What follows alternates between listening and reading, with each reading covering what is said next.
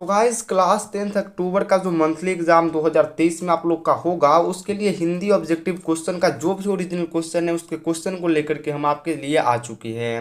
अब आप में से बहुत सारे स्टूडेंट के मन में ये डाउट होगा कि ये क्वेश्चन तो टाइप करके लाया गया है, जबकि जो ओरिजिनल क्वेश्चन होता है वो तो प्रिंटेड पीडीएफ के फॉर्म में होता है। तो देखिए प्रिंटेड पीडीएफ के फॉर्म में जो पीडीएफ है उसमें जो क्वेश्चन है वो सही से दिख नहीं रहा था, मतलब वो थोड़ा सा अच्छा पीडीएफ नहीं था।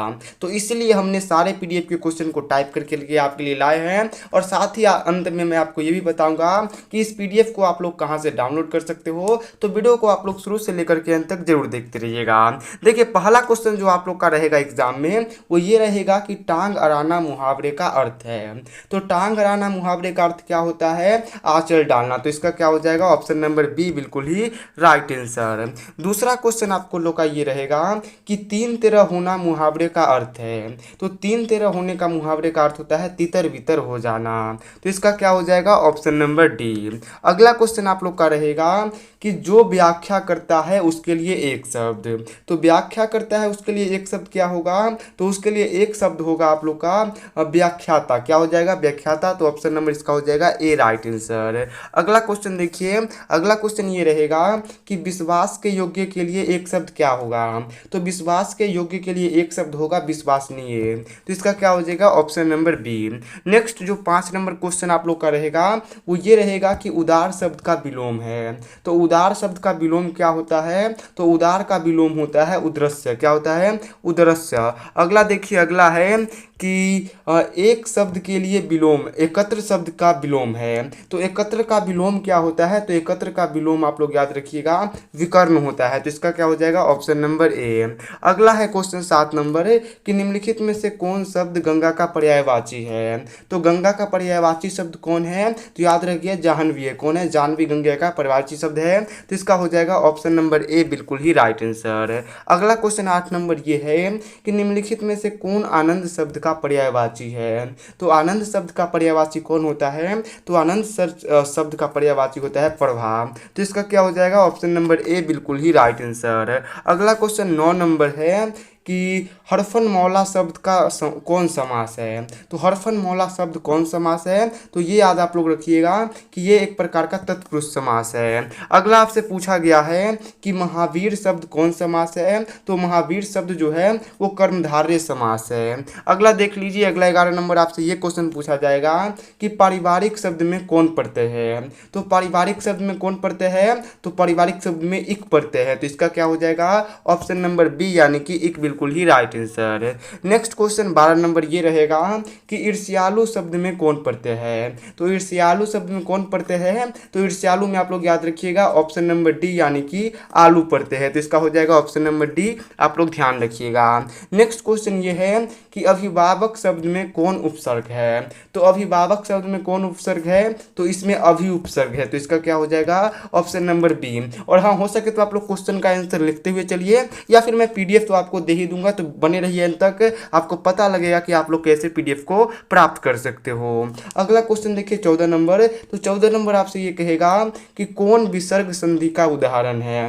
तो देखिए विसर्ग संधि का उदाहरण कौन हो जाएगा? तो विसर्ग संधि का उदाहरण हो जाएगा अभिधन। ठीक है, अभिबधन हो जाएगा। अगला क्वेश्चन ये है कि उल्लास शब्द का संधि विच्छेद है। तो उल्लास शब्द का संधि विच्छेद क्या हो जाएगा? तो इसका संधि विच्छेद हो जाएगा उत्जोरलास। क्या हो जाएगा? उत्जोरलास। तो इसका हो जाएगा ऑप्शन नंबर ए बिल्कुल ही राइट आंसर है। अगला 16 नंबर का क्वेश्चन आपसे ये पूछा जाएगा कि द का उच्चारण स्थान क्या है? तो द का उच्चारण स्थान आप लोग याद रखिएगा दंत होता है। तो इसका क्या हो जाएगा? ऑप्शन नंबर सी दंत बिल्कुल ही राइट आंसर है। 17 नंबर क्वेश्चन आपसे ये पूछा जाएगा कि जपुंजी किसकी रचना है? तो देखिए यहाँ से आप बुक से क्वेश्चन पूछ रहा है, वहाँ से ग्रामर से क्वेश्चन था। तो देखिए जपुंजी किसकी रचना है? तो जपुंजी आप लोग याद रखिएगा ये कबीरदास की रचना है। अगला देखिए, अगला आपसे ये पूछता है, सॉरी ये कबीरदास की रचना नहीं है, ये आप लोग याद रखिएगा ये किसकी रचना है? तो ये गुरु नानक की रचना है।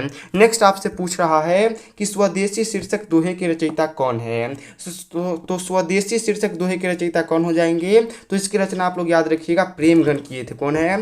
प्रेमघन किए थे। तो इसका हो जाएगा option number B. Next question जो 19 नंबर नंबर है वो आपसे ये कहता है कि माँ बेटे साधते नहीं उसे, यह पंक्ति किस शीर्षक कविता से की है। तो बताइए कि ये जो पंक्ति है किस शीर्षक कविता की है, तो ये हाँ स्वदेशी किसकी, तो स्वदेशी कविता की है। तो इसका क्या हो जाएगा ऑप्शन नंबर बी यानी कि स्वदेशी। नेक्स्ट क्वेश्चन 20 नंबर आपका ये रहेगा कि लौट कर आऊँगा फिर शीर्षक लौट कर आऊँगा फिर शीर्षक कविता के कवि हैं। तो इसके कवि कौन है, तो इसके जो कवि है वो है जीवंतना दास। कौन है, जीवनानंद दास है। तो इसका हो जाएगा ऑप्शन नंबर बी बिल्कुल ही राइट आंसर। अगला क्वेश्चन आपसे ये कहता है कि निम्नलिखित में से कौन कवि छायावादी हैं। तो छायावादी कवि कौन है, तो छायावादी कवि थे सुमित्रानंद पंत। तो इसका क्या हो जाएगा ऑप्शन नंबर सी बिल्कुल ही राइट आंसर।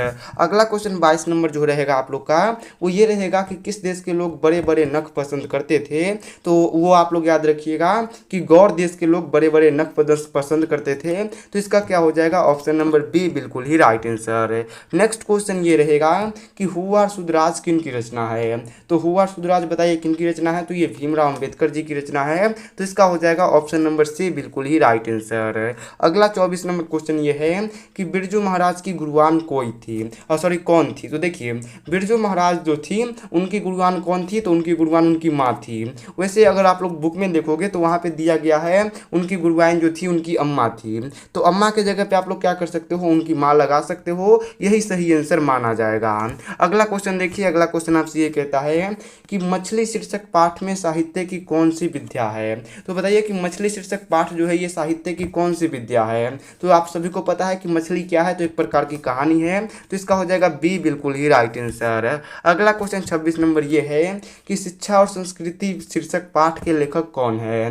तो शिक्षा और संस्कृति के लेखक कौन है, तो इसके लेखक महात्मा गांधी है। तो इसका क्या हो जाएगा ऑप्शन नंबर ए बिल्कुल ही राइट आंसर है। 27 नंबर क्वेश्चन ये रहेगा आप लोग का कि बहादुर कहाँ से भागकर आया था। तो जो बहादुर था ये कहाँ से भाग करके आया था, तो ये नेपाल से भाग करके आया था। तो इसका हो जाएगा सी बिल्कुल ही राइट आंसर है।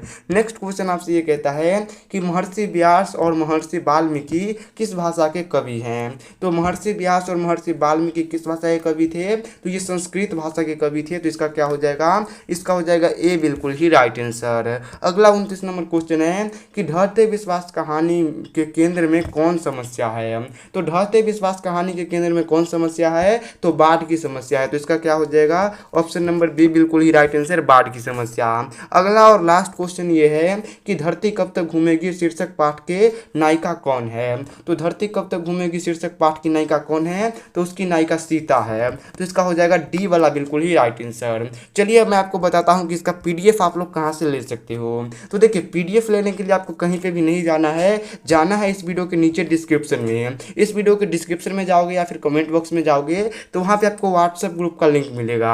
अब आपको उसी व्हाट्सएप ग्रुप को लिंक को ज्वाइन करना है लिंक से, और जैसे ही आप लोग ज्वाइन करोगे तो मैं वहाँ पे आपको पीडीएफ दे दूंगा। तो चलिए यही था हमारा वीडियो। अगर वीडियो पसंद आया होगा तो लाइक शेयर और सब्सक्राइब जरूर कीजिएगा। मिलते हैं आपसे नेक्स्ट वीडियो में।